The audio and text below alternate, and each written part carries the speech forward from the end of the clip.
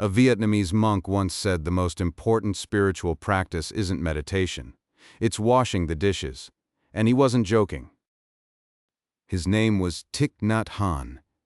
He was a Zen Buddhist master, a peace activist, a poet, and at various points in his life, a man living under bombs.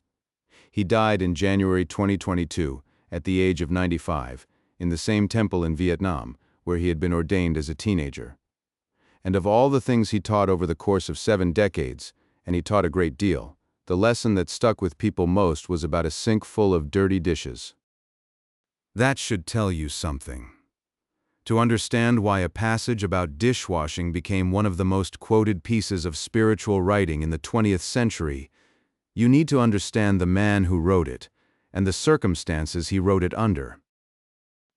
Thich Nhat Hanh was born in central Vietnam in 1926. He entered a Zen monastery at 16. By his 30s, he was at the center of a movement that would reshape Vietnamese Buddhism and put his life in danger. During the Vietnam War, he refused to take sides. Instead, he founded what he called engaged Buddhism, the idea that spiritual practice is not a withdrawal from the world, but a way of moving through it with radical clarity. He organized relief efforts. He rebuilt bombed villages. He trained young social workers to go into war zones not with weapons, but with presence. For this, both sides turned against him. The South Vietnamese government banned him. The North didn't want him either. In 1966, while on a peace tour in the West, he was exiled. He would not return to Vietnam for nearly 40 years. Martin Luther King Jr. nominated him for the Nobel Peace Prize. King called him an apostle of peace and nonviolence. The Nobel Committee didn't award it that year to anyone. They said no suitable candidate existed. History has its opinions about that decision. In 1975, Thich Nhat Hanh published a small book called The Miracle of Mindfulness. It was written as a letter, not to a Western audience seeking inner peace, but to the young activists in his School of Youth for Social Service back in Vietnam. People who were exhausted, afraid, working in conditions most of us cannot imagine. And in this letter, he wrote something that would outlive nearly everything else he ever put to paper. While washing the dishes, one should only be washing the dishes, which means that while washing the dishes, one should be completely aware of the fact that one is washing the dishes. He went on, "If while washing dishes we think only of the cup of tea that awaits us, thus hurrying to get the dishes out of the way as if they were a nuisance, then we are not washing the dishes to wash the dishes. We are not alive during the time we are washing the dishes." Read that last line again. We are not alive during the time we are washing the dishes. That is not a meditation technique. That is a diagnosis. Here's what matters about this passage, and what nearly everyone who quotes it in a wellness blog or a mindfulness app gets wrong. It was not written for people who were comfortable. It was written for people whose villages were being destroyed.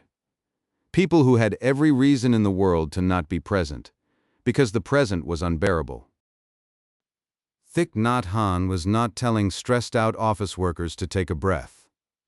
He was telling young men and women working in a war zone that their attention was the last thing they had sovereign control over. That even when everything around them was falling apart, the act of being fully where they were, hands in water, soap on porcelain, was an act of reclamation. Not escape. The opposite of escape. This distinction is everything.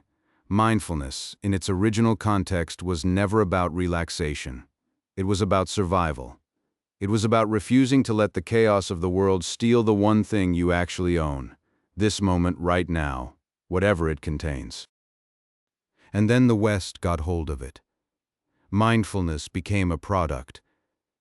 There are apps now, you know the ones, that will guide you through 10 minutes of breathing for a monthly subscription. Corporations run mindfulness workshops so their employees can be more productive, which is a spectacular misunderstanding of the entire point. Silicon Valley figured out how to sell the present moment back to you in 8-week programs with progress tracking and achievement badges.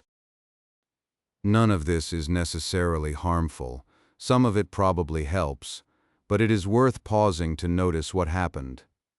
A teaching that emerged from a war zone, addressed to people with nothing, became a luxury good marketed to people who have everything except the ability to sit still. Thich Nhat Hanh never charged for his teachings. His community at Plum Village in France operated on donations. He walked slowly, he spoke softly, and when he washed dishes, he washed dishes. There was no app for that. The commodification of mindfulness isn't a tragedy, but it is an irony worth sitting with. There is a reasonable objection here, and it deserves a straight answer. Isn't be present just another piece of self-help wisdom that sounds profound and means nothing?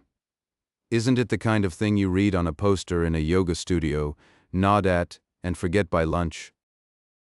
Maybe, if it comes from a poster. But it didn't come from a poster.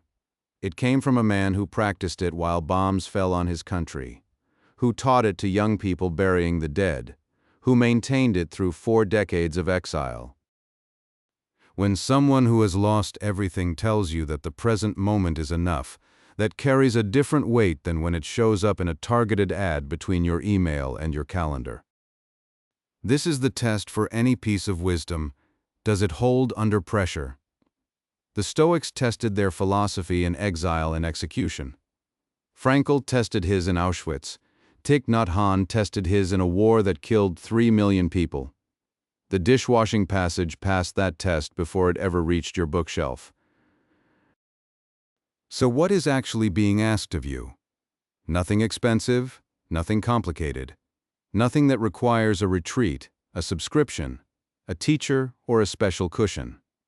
Thich Nhat Hanh's invitation is almost aggressively simple, which is exactly why most people ignore it.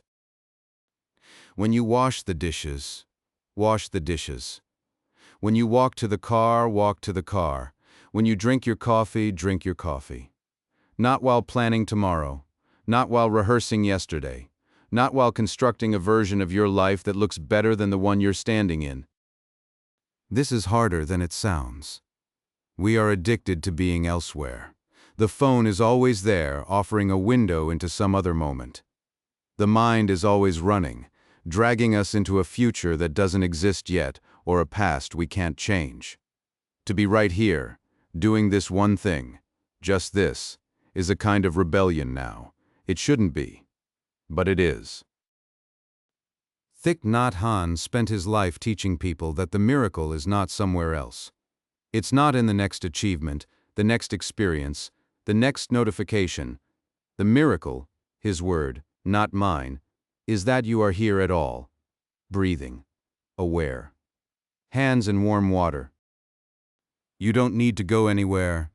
You just need to arrive where you already are.